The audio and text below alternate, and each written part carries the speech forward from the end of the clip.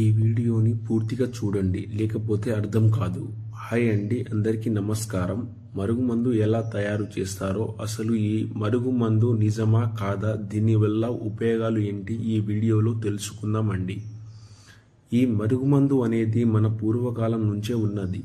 ఈ మరుగుమందు వల్ల ఉపయోగాలు ఏంటి అంటే, భార్య కానీ భర్త కానీ అలాగే ప్రేమికుల మధ్య సమస్య ఉండి అమ్మాయి అబ్బాయి మాట వినకపోవడం, అమ్మాయి మాట వినకపోవడం, అత్త కోడళ్ళ మధ్య సమస్య, తల్లిదండ్రుల మాట వినకపోవడం, పిల్లల సమస్య, వీటన్నిటి మనం మరుగుమందు ద్వారా అరికట్టొచ్చండి.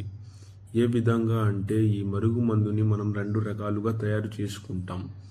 స్వయంగా మా దగ్గరే తయారవుతుంది. అందువలన ఏ చిన్న సైడ్ ఎఫెక్ట్ కానీ ఇలాంటి చిన్న ఆరోగ్య సమస్యలు ఉండవు.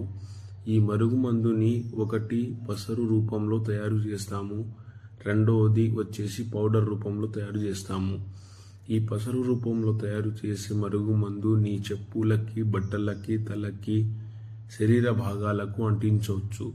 ఇది రాయటం వలన ఎంతటి కఠినమైన మనుషులైనా సరే మన మాట వినేలాగా ఉంటారు. అదేవిధంగా పౌడర్ రూపంలో తయారు చేసిన మరుగుమందు మనం తినే తాగే పదార్థంలో పెట్టవచ్చు. Chicken, mutton, juice, tiffin, cool drinks ఏదైనా సరే మనం తినే తాగే పదార్థంలో పెట్టొచ్చండి. 3 రోజుల నుండి 5 రోజుల్లో మనకు రిజల్ట్ అనేది ఉంటుంది. థ్యాంక్ యూ అండి, మన వీడియోను చూసినందుకు థ్యాంక్స్.